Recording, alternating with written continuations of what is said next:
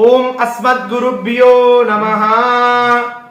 ధనుర్మాసంలో 6 రోజులు పూర్తి చేసుకున్నాం. 7వ రోజులోకి ఆచార్యుల అనుగ్రహం చేత చేరుకున్నాం.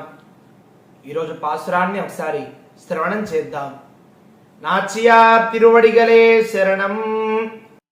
கீசுகீசன்னெங்கும் மானை சாத்தன் கலந்து பேசன பேச்சரவன் கேட்டிலையோ பேய் பெண்ணே காசும் பிறப்பும் கலகல பக்கை பேர்த்து வாசனலங்குடலாய்ச்சியர் மத்தினாலோசை படுத்த தைரரவன் கேட்டிலையோ நாயக பெண் பிள்ளாய் நாராயணன் மூர்த்தி கேசவனை பாடவும் நீ கேட்டே கிழத்தியோ தேசமுடையாய் తిరువేలోరెంబావాయ్. నాచియార్ తిరువడిగలే శరణం. మొదటి గోప బాలికను నిద్ర లేపింది గోదామ్మ. ఆ యొక్క విశేషాన్ని మనం నిన్న తెలుసుకున్నాం. ఈనాటి వేళ మరొక గోప బాలికను నిద్ర లేపడానికి ముందుకు సాగింది అమ్మ. కీసు కీసన్నెంగుం మానై చాతన్. కీచు కీచు అని భరద్వాజ పక్షులు శబ్దం చేస్తున్నాయి. అమ్మాయి మేము వచ్చాము, తలుపులు తీయి అని గోపకన్యను లేపిందమ్మ. తెల్లవారు సమయం మర్చిపోయి నిద్రపోతున్నావా గోపకన్య? మీ యొక్క ఇంటికి నేను వచ్చి తిని పోయి వెర్రిదానా, తెల్లవారు సమయమైందమ్మాయి, నిద్రపోచున్నావేమి?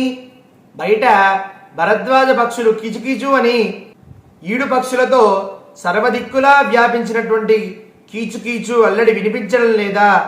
అలజడి ధ్వని నీకు వినిపించడం లేదా?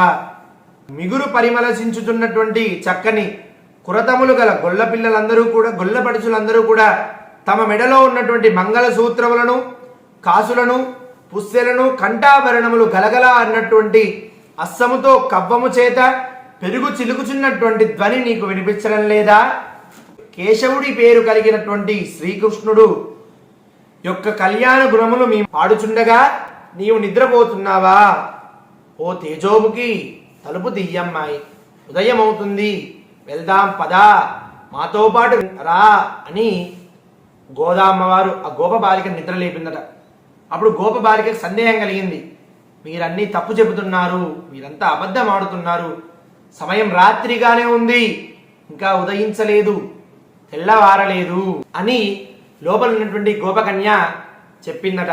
ఇప్పుడు అమ్మవారు చెప్పిందట, బయట భరద్వాజ పక్షులు శబ్దం చేస్తున్నాయి, కీచుపిట్టలు అంటారు కదా, అవి శబ్దం చేస్తున్నాయి, ఆ శబ్దం కూడా వినిపించడం లేదా? ఇతర సాంప్రదాయాల్లో చూస్తే జుట్టుకి ఎటువంటి పుష్పాలు లేదా సుగంధ తైలములు సమర్పిస్తేనే జుట్టు సుగంధ భరితంగా ఉంటుందట.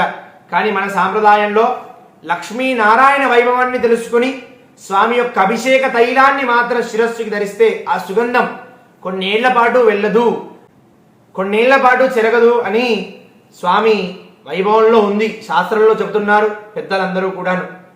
అలా గోప బాలికలందరూ కూడా పెలుగు చిరుకుతుంటే వెన్న కూడా వారు జుట్టు ముందర పడితే జుట్టు కొసల కంటి ఆ సుగంధం కూడా జుట్టు వాసన ఎలా వస్తుందంటే మంచి వాసన వస్తుందట. ఆ వాసన కూడా నీకు చేరడం లేదా? ఆ చిలికేటువంటి కవ్వం చప్పుడు వినిపించడం లేదా అని ఆండాలమ్మ ఆ గోప బాలికను అడిగిందట. కృష్ణనామస్మరణ చేస్తున్నాం, నారాయణన్ మూర్తి అష్టాక్షరి మంత్రాన్ని ప్రధానంగా అందరికీ ఉపదేశిస్తూ అందుకోశ్రీయురు గోపురం ఎక్కి రామానుజులు అందరికీ కూడా అందించారు అష్టాక్షరి మహామంత్రాన్ని. ఆ మంత్ర వైభవాన్ని యతిరాజ సహోదరైనటువంటి గోదామ్మ అందరికీ అనుగ్రహిస్తూ ధనుర్మాస వ్రతాన్ని మరింకా ముందుకు తీసుకుని వెళ్తుంది. ఆ మంత్రధ్వని కూడా మేము చేస్తున్నాం. విక్రయకారులు పాలు పితుకుతే నారాయణ అంటే చాలు, పెరుగుగా తొడువేస్తే కేశవుడు, కేసి అనే రాక్షసిని సంహరించాడు కాబట్టి స్వామికి కేశవుడు అనే నామం వచ్చింది. అలా పాలకి తోడు వేస్తే పెరుగు అవుతుంది, అందుకు స్వామిని కేశవుడిగా సంబోధిస్తూ ఉంటారు. క్షీరసాగరం చిలికితే లక్ష్మీని హృదయం నందు నివాసించుకున్నాడు కాబట్టి స్వామి మాధవుడయ్యాడు. కష్టపడితే వచ్చేది వెన్న, ఆ వెన్నని కాచితే వచ్చేది నెయ్యి, ఆ నెయ్యికి గోవిందా అని పేరు పెట్టారు గోపికలు, గోప బాలికలు అందరూ కూడా. ఎవరికైనా గోవిందా అంటే అర్థం తెలిస్తే క్రింద ఉన్నటువంటి దాంట్లో సమాధానాన్ని అందించండి. దానికి సమాధానం మేము మరుసటి రోజు అందిస్తాం. గోదామ్మ వారు ఒక్కొక్క గోప బాలికను నిద్రలేపుతూ అడిగినటువంటి ప్రశ్నలకి సమాధానాలు అందిస్తూ వ్రతాన్ని ముందుకు తీసుకుని వెళ్తుంది. వ్రత వైభవాన్ని తెలియజెపుతుంది. ఈ వ్రత వైభవాన్ని తెలుసుకుంటూ మనం కూడా ధనుర్మాస వ్రతాన్ని ఆచరిస్తున్నాం. శ్రవణం చేసినా ఫలితమే. అంటే మీరు ఆచరించలేదనుకోండి, శరీరం సహకరించకపోయినా, ప్రవచనం విన్నా, కాలక్షేప గోష్ఠిలో పాల్గొన్నా, ప్రత్యక్షంగా పాల్గొన్నా, పరోక్షంగా వీక్షిస్తున్నా ఆ ఫలితం దక్కుతుంది మనకు. ఇలా ఒక్కొక్క గోప బాలిక నిద్రలేపుతూ ఆండాలమ్మ ముందుకు సాగుతుంది. ఓ వెరిదానా, సమయం అవుతుంది, ఆలస్యం అవుతుంది, త్వరగా నిద్రలేమ్ము. మనం అందరం కూడా కలిసి ఆలయానికి వెళదాం, స్వామి నామస్మరణ చేద్దాం. కేశవనే పాడవు నీకేట్టే కిడత్యో, కేశవా అని మేము సంబోధిస్తున్నాం, అది నీకు వినిపించడం లేదా?